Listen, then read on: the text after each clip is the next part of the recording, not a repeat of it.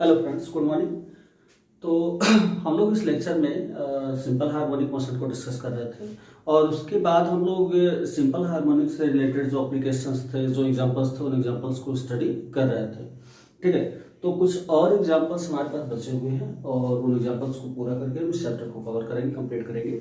उससे पहले मैं एक बात आप लोगों से बता देना चाहता हूँ कि मैं देख रहा हूँ कि आप लोगों में कुछ लोग जो भी स्टूडेंट हमारे हो 11th स्टैंडर्ड के, तो उसमें से कुछ लोग इंटरेस्ट कम ले रहे हैं वीडियोज में। वो जस्ट आते हैं, 5 मिनट वीडियो देखते हैं, लाइक करके फिर उसके बाद आगे बढ़ जाते हैं।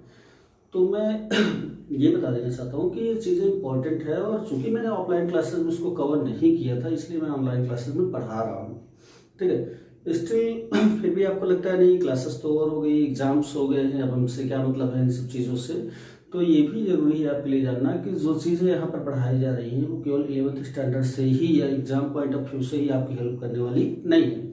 ठीक है, ये सारी इंपॉर्टेंट चीज़ें हैं। अगर आगे निकट भविष्य में आप लोग जो एग्जाम्स देने जा रहे हो, चाहे नीट का एग्ज़ाम हो, आईआईटी का एग्ज़ाम हो, या इंटरमीडिएट स्टैंडर्ड से रिलेटेड यूनिवर्सिटी का एग्ज़ाम हो या अदर एग्जाम्स हो, सब में ही आपकी हेल्प करने जा रहा है। ठीक है, तो बहुत ज़रूरी है कि आप लोग चीज़ों को पूरे तरीके से पढ़िए और इतना बड़ा वीडियो बनता है आधे घंटे 1 घंटे का, उसको तो पूरा देखिए।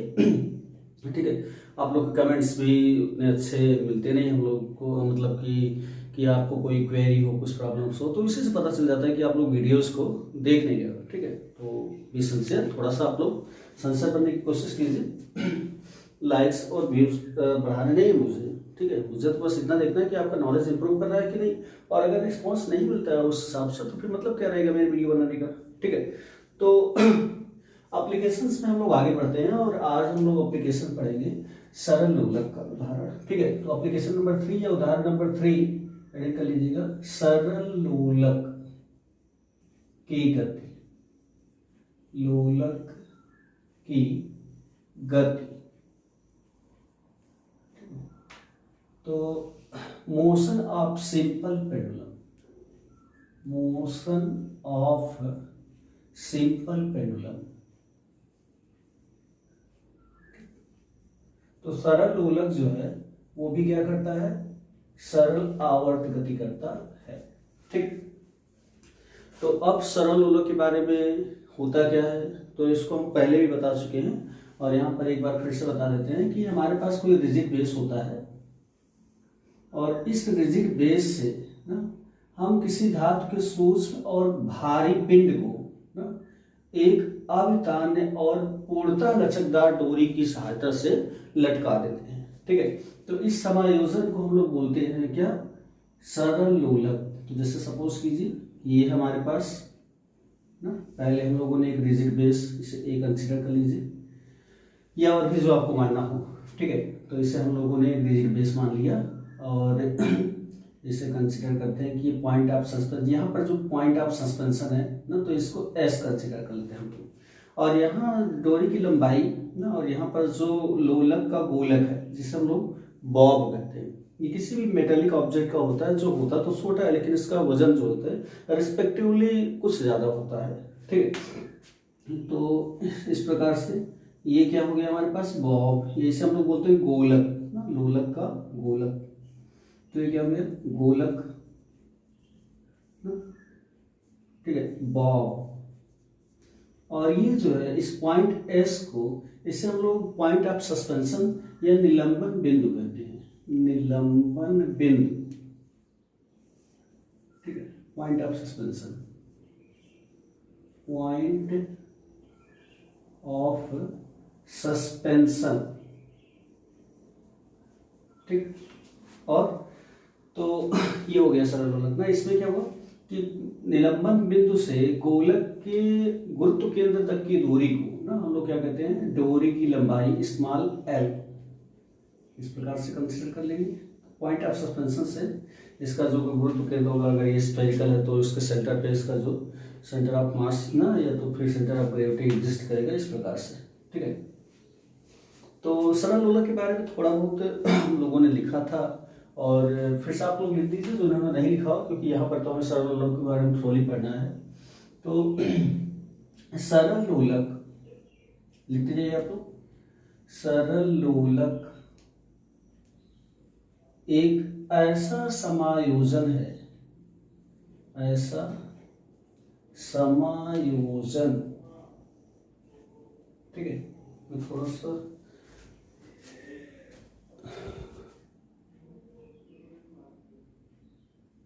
एक्सप्लोजन लॉक हो गया। सरल लोलक एक ऐसा समायोजन है जिसमें धातु के एक सूक्ष्म तथा भारी पिंड को, सूक्ष्म तथा भारी पिंड को एक अवितान्य, मतलब ना खींचने वाली, अवितान्य और पूर्णतः लचकदार डोरी की सहायता से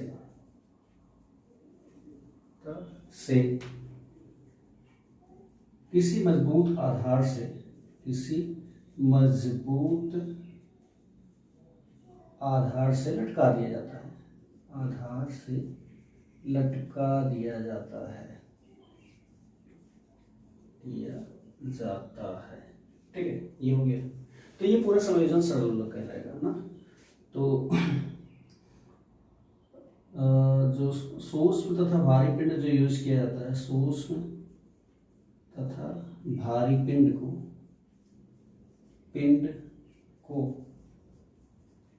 लोलक का गोलक या बॉब, BOB, ठीक है, तथा निलंबन बिंदु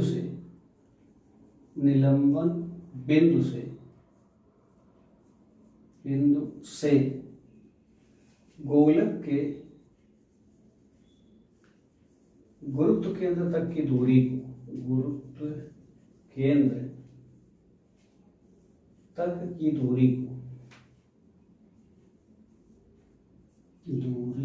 को क्या कहते हैं, डोरी की लंबाई या लोलक की लंबाई कह सकते हैं, की लंबाई या लोलक की लंबाई कहते हैं, ठीक है, कहते हैं। तो ये हो गया आपके पास सरल लोलक। और इसकी सहायता से हम करते क्या है, इसकी सहायता से हम गुरुत्व त्वरण G की वैल्यू, एक्सपेरिमेंटल वैल्यू लैब में प्राप्त करते हैं, ठीक है। 11th स्टैंडर्ड से आपका एक्सपेरिमेंट कराया जाता है। तो अब हम लोग देखेंगे कि सरल लोलक की सहायता से किस तरीके से हम क्या करने जा रहे हैं, टाइम पीरियड को कैलकुलेट करने जा रहे हैं, ठीक है। तो उसके पहले हमें इसमें प्रूव करना पड़ेगा कि जो सरल लोलक है आपका, वो वास्तव में क्या कर रहा है, सरल आवर्ती गति, सिंपल हार्मोनिक मोशन कर रहा है। तो उसके लिए हम क्या करेंगे, तो जब सरल लोलक को यहाँ से थोड़ा इधर की ओर शिफ्ट करेंगे, कुछ न कुछ इसमें डिस्प्लेसमेंट ले आएंगे, उसके बाद छोड़ देंगे। तो छोड़ देंगे तो हम देखेंगे कि सरल लोलक जो है इस प्रकार से मोशन करना स्टार्ट कर देगा। और इससे रिलेटेड जो इन्फॉर्मेशन है वो आप लोग ऑलरेडी पढ़ चुके हो, मैंने पढ़ाया हुआ है, ठीक है। तो नेक्स्ट लिख कीजिएगा, सरल लोलक की सहायता से आवर्तकाल ज्ञात करना। तो नेक्स्ट तरीके हमारी रहेगी आवर्तकाल की गणना करना, ठीक है। तो चलिए हम लोग सरल लोलक बना लेते हैं। तो इस प्रकार से ये हो गया आपके पास सरल लोलक का दृढ़ आधार, ठीक है। तो यहाँ पर हम लोग क्या करेंगे कि इसकी इनिशियल पोजीशन मान लेते हैं, इसकी प्रारंभिक स्थिति, और मान लेते हैं कि इनिशियली जो बॉब है वो सौम्य अवस्था में है, यानी कि यहाँ पर है। लेंथ L, डोरी की लंबाई, ठीक है। अब फिर ये कंडीशन जो है ये आपकी O पर है, पॉइंट O पर, बिंदु O यहाँ पर हम लोग कंसिडर कर रहे हैं, ठीक है। अब इसे क्या किया जाता है, थीटा के एंगल पर इस बॉब को डिस्प्लेस किया जाता है, जिससे पूरी डोरी जो है थीटा के एंगल पर डिस्प्लेस होती है। तो थीटा यहाँ पे क्रिएट होगा पॉइंट ऑफ सस्पेंशन के साथ जो एंगल बनाएगा। तो ये जो है बॉब की नई स्थिति है, ठीक। कंसिडर कर लेते हैं कि इसे कितना डिस्प्लेस किया गया है, x डिस्टेंस तक, तो ये डिस्टेंस x है, ठीक है। अब ध्यान दीजिएगा, तो जब ना गोलक हमारा इस पोजीशन पर है, पॉइंट इसे कोई दे दीजिए ए, पॉइंट ए, ये हम लोग मानते हैं। तो जब गोलक हमारा पॉइंट ए पर है तो इस स्थिति में इस पर 2 फोर्सेस एक्ट करेंगे। तो उससे पहले हम लोग इसमें कुछ लिख लेते हैं, ठीक है। तो पॉइंट ऑफ सस्पेंशन एस, तो माना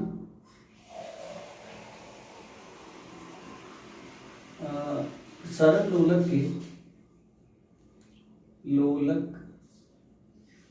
के गोलक का व्यास, गोलक का द्रव्यमान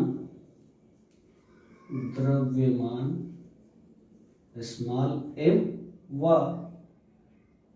डोरी की लंबाई स्मॉल l है, ठीक है। ये हो गया। तो माना किसी समय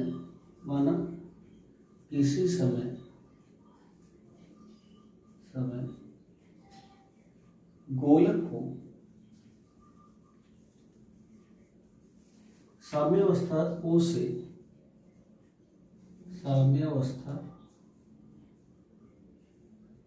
O से x दूरी पर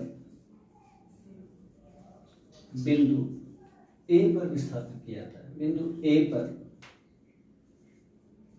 विस्थापित किया जाता है, किया गया है, ठीक है। उस माना इस समय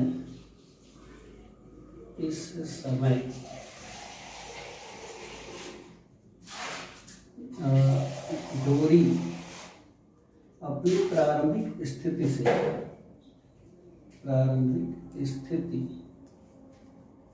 से कितना थीटा कोण बना रही है, ठीक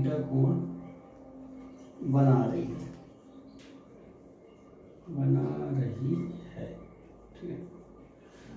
तो अब क्या करते हैं हम लोग, बिंदु ए पर ना जब लोलक आता है तो बिंदु ए पर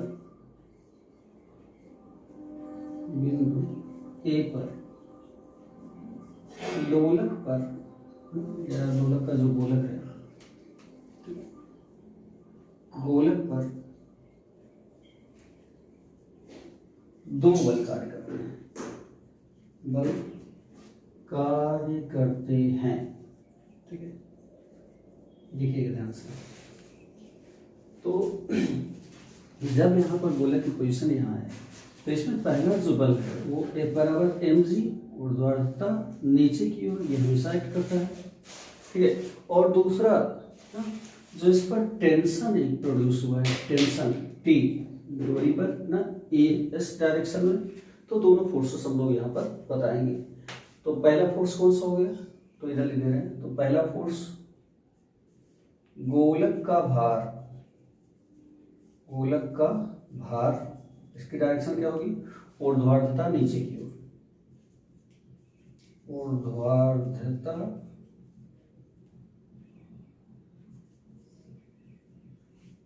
ऊर्ध्वाधरता नीचे की ओर, हिंदी आप लोग देख लीजिएगा, नीचे की ओर।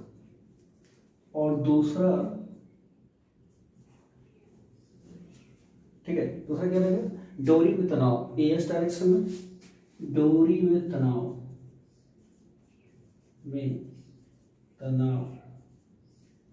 इधर ए एस दिशा में, ठीक है। तो 2 फोर्सेस एक्ट करेंगे ना। तो जो तनाव बल mg है, ठीक, इसके हम 2 कंपोनेंट निकाल सकते हैं। किस प्रकार से, तो देखिएगा। तो तनाव बल mg के जब हम 2 कंपोनेंट लेंगे तो एक तो हमें इस तनाव जो लोलक के गोलक का भार mg है, mg के जब 2 कंपोनेंट लेंगे तो एक कंपोनेंट तो हमें इधर मिलेगा, ठीक है ना। अब जो एंगल थीटा यहाँ पर सबस्टैंड है वही एंगल थीटा यहाँ पर भी सबस्टैंड हो गया। तो इस तरीके से ये वाला जो कंपोनेंट हमें मिल जाएगा इधर की ओर, ये कंपोनेंट कौन सा मिल जाएगा, mg cos थीटा, जो क्या करेगा, डोरी पर जो तनाव T है इस तनाव को बैलेंस कर लेगा। जबकि दूसरा जो कंपोनेंट है वो इधर की ओर मिलेगा हमें, ठीक है। तो ये वाला कौन सा, तो तनाव के लंबवत घटक और ये पैरेलल घटक ना, तो इस तरीके से ये वाला कंपोनेंट हमें मिल जाएगा। क्या मिलेगा? ये वाला यहाँ पर दिखा दीजिए।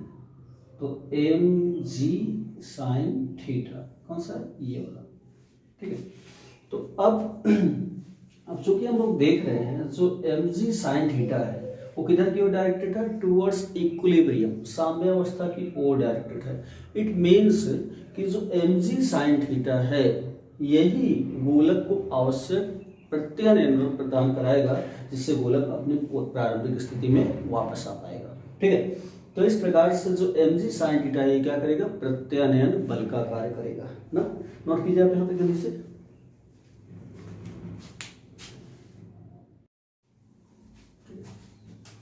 तो बल mg को दो बराबर भागों में विभाजित करने पर ना, ये दो घटकों में वियोजित करने पर, घटकों में वियोजित करने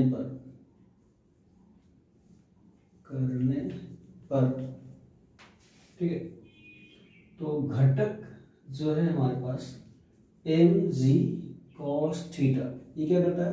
डोरी के तनाव को संतुलित करता है। डोरी के तनाव को संतुलित करता है,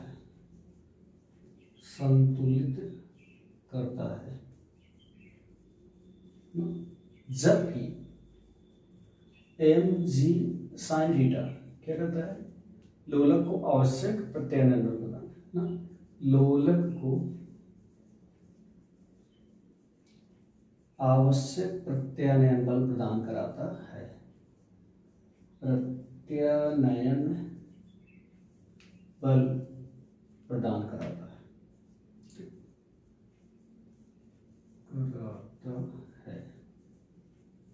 अतः प्रत्यानयन बल क्या हो जाएगा?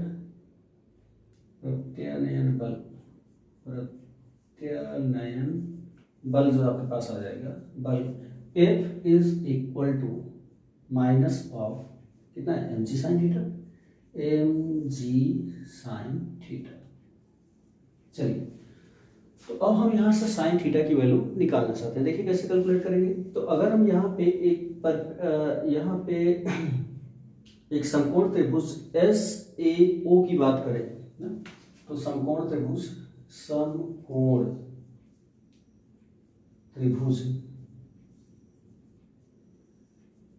कौन सा? एस ए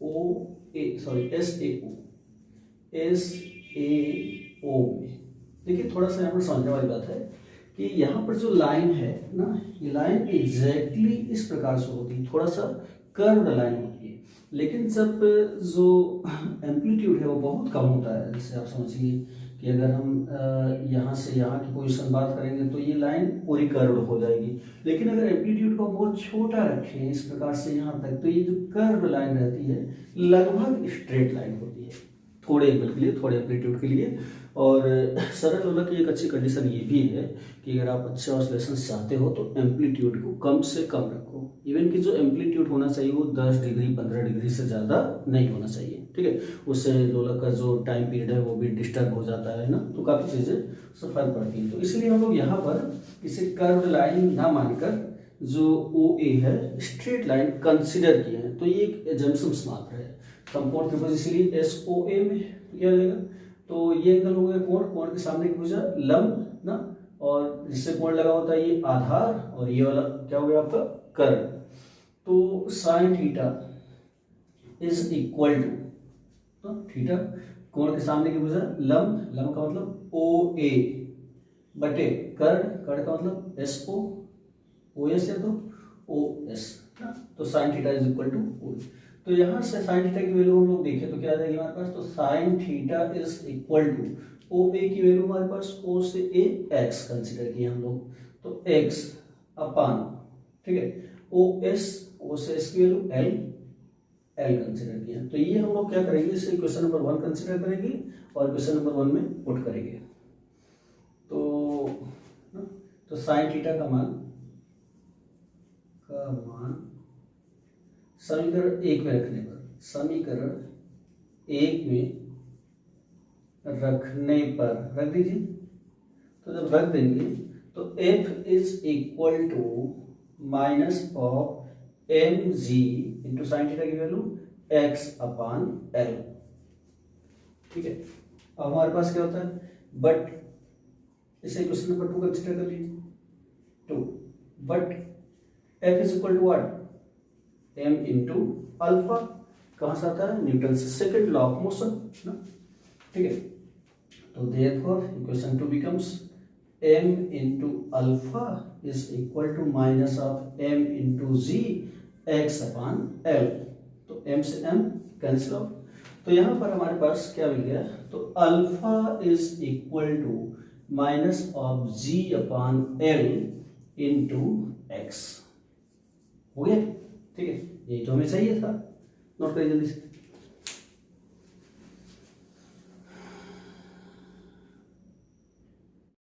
ठीक, तो जब इतनी चीजें हमें पता चल गई तो जी अपान एल को अगर हम क्या करें, कांस्टेंट कंसीडर करें। इसे इक्वेशन नंबर 3 कंसीडर कर लीजिए, 1 2 3। तो therefore alpha is directly proportional to minus x. किसी भी ऑब्जेक्ट के लिए सबसे necessary condition, if you are going to prove that the object is performing simple harmonic motion ना, we have to prove that the acceleration of the object is directly proportional to the displacement of the object and its direction is opposite to the direction of displacement। ठीक है, तो यहाँ से हम लोग prove कर देंगे ना। तो स्पष्ट है कि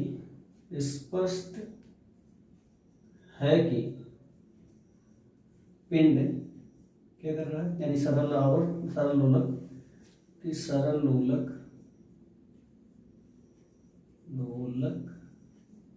एस एच एम सरल आवर्ती गति कर रहा है। ठीक है, कर रहा है। अच्छा चलिए ठीक है, अगर ऐसा कर रहा है तो उस केस में इसका आवर्तकाल तो आता सरल लोलक का आवर्तकाल।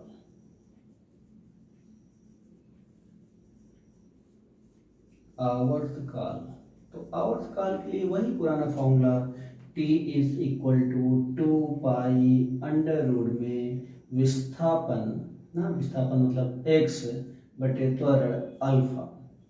ठीक है, तो x अपान अल्फा की वैल्यू यहां से निकालिए और x अपान अल्फा बराबर क्या हो जाएगा, l अपान जी, केवल मैग्नीट्यूड रखते हैं। ठीक है, तो t इज इक्वल टू ना, ये समीकरण 3 से x अपान अल्फा का मान रखने पर, समीकरण 3 से x अपान अल्फा का मान रखने पर, रख दीजिए, रखने पर जब वैल्यू पुट करेंगे कितना हो जाएगा, देखिए तो क्या है, alpha is equal to minus G upon L into X. तो एक्स इधर है तो अल्फा को इधर ले जाइए, तो ये क्रॉस मल्टीप्लिकेशन, तो L upon G is equal to minus of X upon alpha. Clear है, तो एक्स अपान अल्फा के हम क्या रखेंगे, एल अपान जी। निगेटिव छोड़ देते हैं क्योंकि मैग्नीट्यूड की बात कर रहे हैं ना, तो रख दीजिए। रखने पर जो टी मिल जाएगा हमें, तो T is equal to 2 pi under root में एल अपान जी। ठीक है, चलिए नोट डाउन।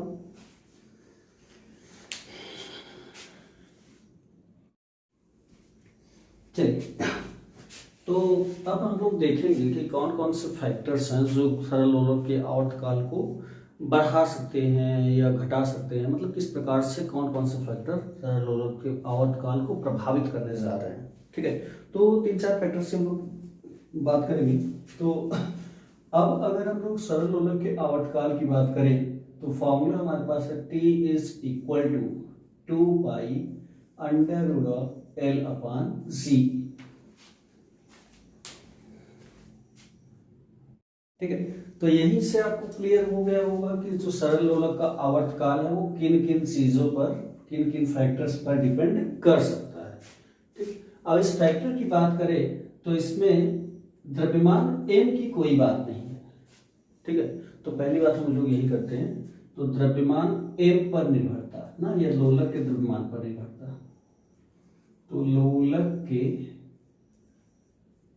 द्रव्यमान पर निर्भरता, द्रव्यमान पर निर्भरता, ठीक है ना। तो लोलक के द्रव्यमान पर किस प्रकार से सरल लोलक का आवर्तकाल कर रहा है? निर्भर ही नहीं कर रहा है। मीन्स सरल लोलक का आवर्तकाल जो है गोलक के द्रव्यमान पर, या लोलक का द्रव्यमान यहाँ पर लिखे हैं, ठीक है, तो गोलक के द्रव्यमान पर डिपेंड नहीं कर रहा है। मीन्स कि अगर कोई बच्ची, कोई लड़की झूला झूल रही हो, तो उस केस में अगर कोई दूसरी लड़की जाकर वहां पर बैठ जाए उसके साथ झूले पे, या कोई तीसरी लड़की बैठ जाए, ठीक है, तो उससे झूले के आवर्तकाल पर कोई प्रभाव नहीं पड़ने वाला है। झूला अभी भी अपने ऑसिलेशंस कंप्लीट करने में उतना ही टाइम लेगा जितना वो पहले ले रहा था, ठीक है। तो इसका क्या मतलब? इसका मतलब कि जो सरल लोलक का आवर्तकाल है वो गोलक के द्रव्यमान पर निर्भर नहीं करता। तो निर्भरता ना, तो इसमें एक पॉइंट वाला है, पॉइंट जैसे है तो इसमें लिख दीजिएगा ना। तो लोलक का आवर्तकाल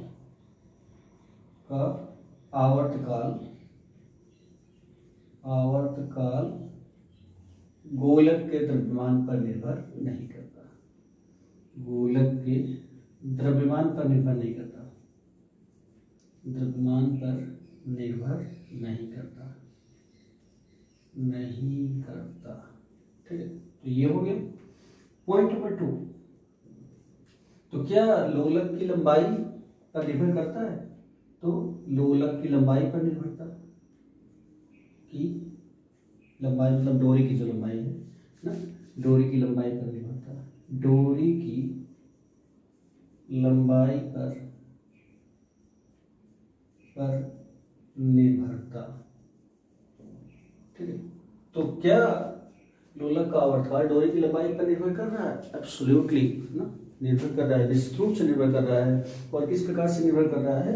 कि जो आवर्तकाल है t is directly proportional to under root of l, ठीक है, लंबाई के वर्गमूल के अनुपाती है। मतलब कि अगर लंबाई हम 4 गुना बढ़ा दें तो आवर्तकाल कितना? 2 गुना बढ़ जाएगा। अंडर रूट 4 का मतलब 2, ठीक है। t डायरेक्टली प्रोपोर्शनल टू 3, तो t डायरेक्टली प्रोपोर्शनल टू 2, ये जो भी है। तो लंबाई को बढ़ाने पर निश्चित रूप से जो आवर्तकाल है वो क्या हो रहा है? बढ़ रहा है। देखिए आवर्तकाल बढ़ने का क्या मतलब? आवर्तकाल बढ़ने का मतलब कि जो घड़ी है वो ज़्यादा टाइम लेगी ना। अगर एक ऑसिलेशन 60 मिनट के हैं तो 60 मिनट के ही होंगे, लेकिन आपको कुछ ऐसा फर्क पता चलेगा जैसे ऑसिलेशन बढ़ गए हों, ठीक है। 60 मिनट में ही फर्क दिखने लगेगा, इस प्रकार से समझिए, ठीक। तो जब अब इसमें हम एग्जाम्पल की बात करते हैं किस प्रकार से आवर्तकाल जो है लंबाई पर निर्भर कर रहा है। तो अगर आप लोलक की लंबाई को घटा दो, ठीक है, तो जो दोलन का आवर्तकाल है वो क्या करेगा? घट जाएगा। मतलब कि अगर झूले की लंबाई हम घटा दें तो झूला जल्दी जल्दी ऑसिलेशंस करने लगेगा, जल्दी से उसका आवर्तकाल पूरा हो जाएगा, ठीक है। जबकि लंबाई जितनी बड़ी रहेगी झूले का आवर्तकाल उतना ही बड़ा रहेगा, वो देर से ऑसिलेशंस करेगा। तो इसी प्रकार से झूले का एग्जाम्पल यहाँ पर बहुत मस्त है, बहुत आप लोगों ने बचपन में बहुत सारे एक्सपेरिमेंट्स इसमें रिलेटेड जो है वो किए हुए हैं, चलिए बहुत सारे झूले हैं, ठीक है। तो जब कोई बच्चा ना ये झूला झूल रहा होता है, कोई लड़की है झूला झूल रही होती है, तो जब वह बैठी रहती है तो उस समय ना जो सेंटर ऑफ ग्रेविटी है, इस तरीके से उसके बॉडी की सेंटर ऑफ ग्रेविटी वो काफ़ी नीचे होती है ना। और इस प्रकार से जो गोलक का या तो सरल लोलक का जो आवर्तकाल है वो काफ़ी ज़्यादा होता है। लेकिन अगर लड़की खड़ी हो जाती है, झूले पर खड़ी हो जाती है, तो उसकी लंबाई बढ़ जाएगी, और लंबाई बढ़ने से जो गुरुत्व केंद्र है वो ऊपर की ओर शिफ्ट होगा। तो जब ऊपर की ओर शिफ्ट होगा तो इस प्रकार से झूले की प्रभावी लंबाई जो है कम से कम, अगर लड़की 6 फीट की है तो 2-3 फीट के आसपास तो कम ही हो जाएगी, ठीक है। तो जब इस प्रकार से प्रभावी लंबाई कम हो जाएगी ना, तो लंबाई कम हुई तो आवर्तकाल क्या हो जाएगा? कम हो जाएगा ना। और आवर्तकाल कम हो जाएगा तो जल्दी जल्दी ऑसिलेशंस करने लगेगा ना, इस प्रकार से। तो प्रभावी लंबाई जो है निश्चित रूप से लोलक के आवर्तकाल को प्रभावित करती है। तो डोरी की लंबाई पर निर्भरता क्या हो जाएगी? ठीक है। तो लोलक का आवर्तकाल या सरल लोलक का आवर्तकाल लंबाई बढ़ने पर डोरी की लंबाई बढ़ेगा, काल डोरी की लंबाई बढ़ने पर, डोरी की लंबाई बढ़ने पर बढ़ जाता है,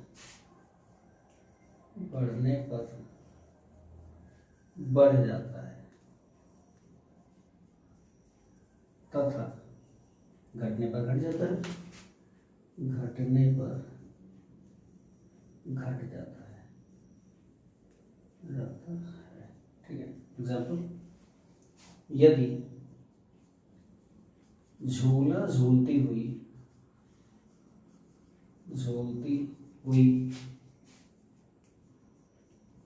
लड़की खड़ी हो जाए तो डोरी की प्रभावी लंबाई घटने के कारण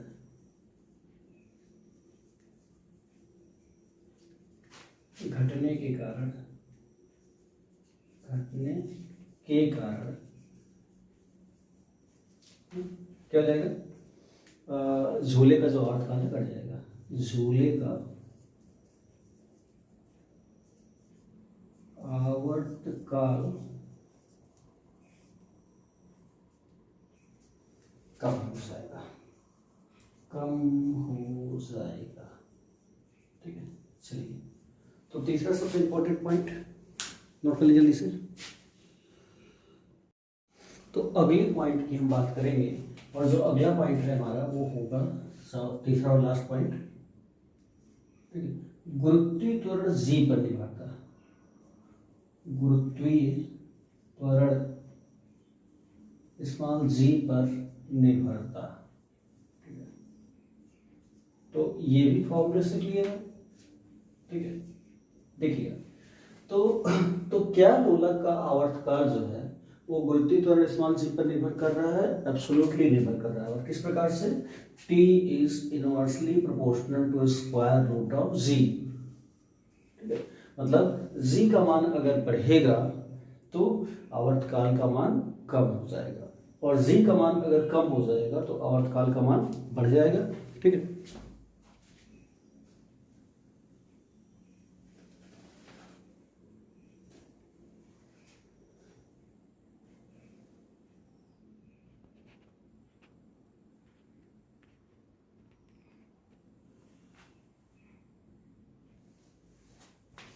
देखिए ना, इस प्रकार से।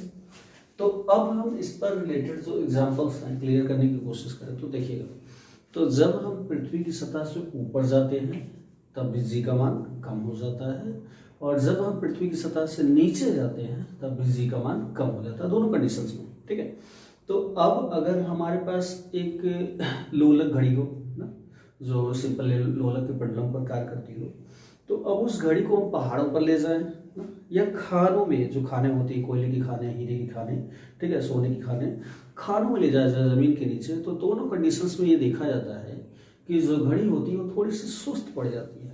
सुस्त पड़ने का मतलब कि जी के मान में कमी होने पर घड़ी का आवर्तकाल बढ़ जाता है ना। ये वही चीजें समझा रहा हूँ आपको कि आवर्तकाल बढ़ने का मतलब कि 60 मिनट 60 सेकंड वो अभी भी कवर कर लेगी, 1 मिनट को कंप्लीट करने में 60 सेकंड, लेकिन आपको फील होगा दूसरी घड़ी से, जब आप जो डिजिटल क्लॉक आपके पास हो उससे कंपेयर करोगे तो आपको 2-4 सेकंड का फर्क पता चलने लगेगा, ठीक है।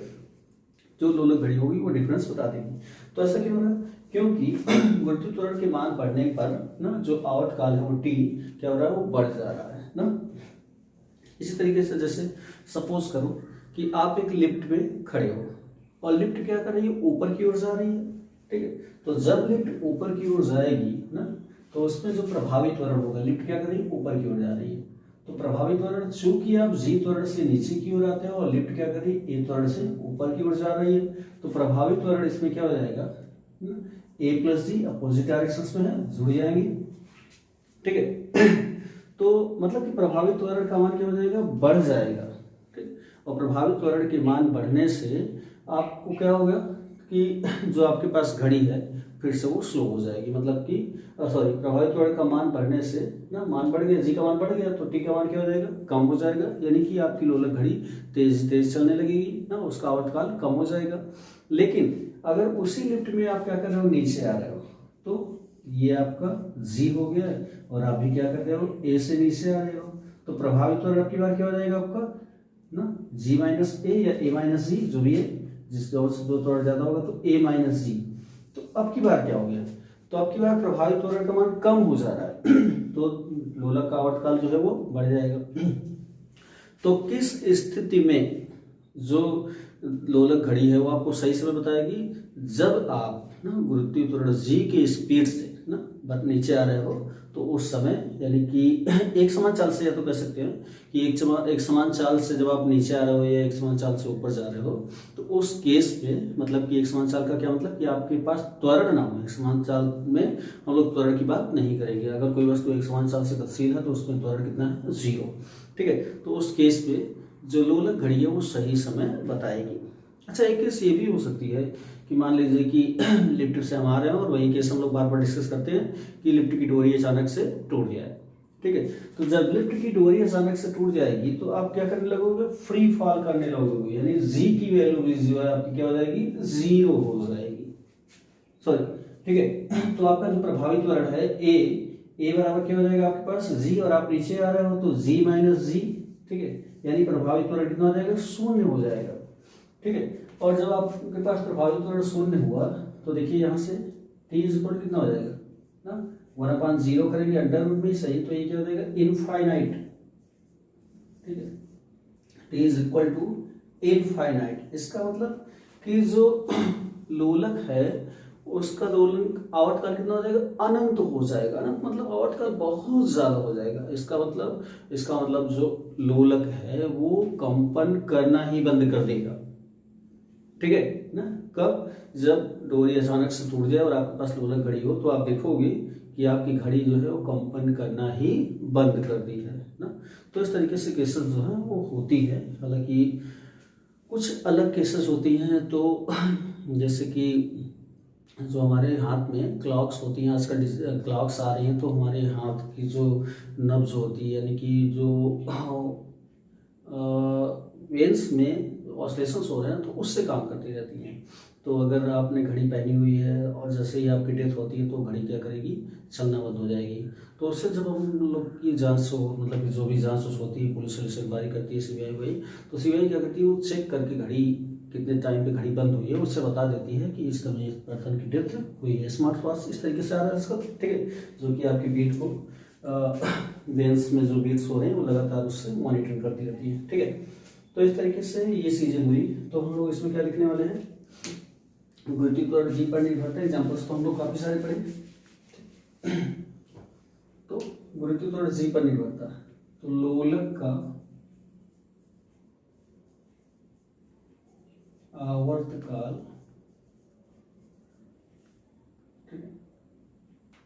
गुरुत्वीय त्वरण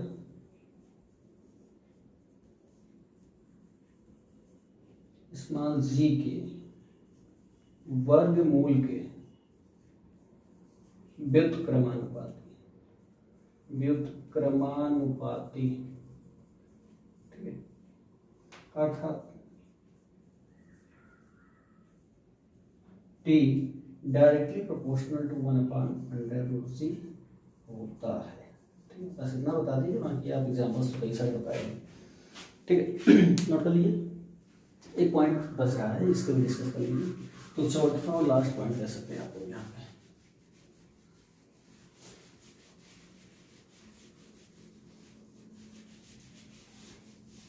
हालांकि मैंने इसको डिस्कस किया था, इधर कर ले रहे हैं तो चौथा और लास्ट पॉइंट। तो चौथा पॉइंट है लोलक के आयाम, लोलक के आयाम पर निर्भरता, आयाम यानी एम्पलीट्यूड पर निर्भरता, डिपेंडेंसी ऑन एम्पलीट्यूड। देखिए, तो क्या फॉर्मूले में कहीं भी एम्पलीट्यूड की बात किया है? नहीं। इसका मतलब कि जो गोलक है, सरल लोलक का गोलक ने, या सरल लोलक का आवर्तकाल जो है वो लोलक के आयाम पर निर्भर नहीं करता। मतलब आप आयाम कितना भी बढ़ा सकते हो, ऐसा भी नहीं है। आयाम पर बिल्कुल निर्भर नहीं करता, निश्चित रूप से निर्भर नहीं करता, लेकिन वो आयाम जो है कुछ लिमिट होती है उसकी, कुछ सीमा के भीतर ही होना चाहिए। ठीक है, जैसे कि ये हो गया आपका गोलक। ठीक, तो जब आप एम्पलीट्यूड की बात कर रहे हो तो गोलक को बहुत ज़्यादा हमें नहीं डिस्प्लेस करना है कि बहुत ढेर सारा 60 के एंगल पर आप ले गए ना। तो आयाम को हमें कम से कम रखना है ताकि जो गोलक है वो सरल आवर्त गति कर सके। अब सरल आवर्त गति की एक स्पेसिफिक कंडीशन ये भी है कि मोशन एक स्ट्रेट लाइन के अनुदिश होना चाहिए। ठीक है, अगर आप आयाम बहुत ज़्यादा बढ़ा दोगे तो ये स्ट्रेट लाइन के अनुदिश नहीं रह जाएगी, कंपन की डायरेक्शन चेंज हो जाएगी, तो लोलक जो है वो सरल आवर्ती गति नहीं कर पाएगा। ठीक है, तो गोलक का आवर्तकाल निश्चित रूप से ना आयाम पर निर्भर नहीं करता, लेकिन तब तक जब तक आयाम एक निश्चित सीमा के भीतर यानी कि 15 डिग्री से ज़्यादा ना हो। 15 डिग्री से ज़्यादा अगर आप ले गए तो वहाँ पे डिपेंडेंसी फिर दिखने लगेगी कि आवर्तकाल पर डिपेंड करने लगेगा ना, यानी कि आवर्तकाल जो है आयाम पर निर्भर करने लगेगा। ठीक है, नोट डाउन। तो इसमें भी लिख दीजिए, तो छोटे आयामों के लिए, छोटे आयामों ना ब्रैकेट में लीजिएगा 15 डिग्री से कम के लिए आवर्तकाल आयाम पर निर्भर नहीं करता, निर्भर नहीं करता। ठीक है, नहीं करता, परंतु इससे बड़े आयाम पर, बड़े आयाम पर आवर्तकाल बढ़ जाता है, आवर्तकाल बढ़ जाता है, बढ़ जाता है। ठीक है, नोट कर लीजिए।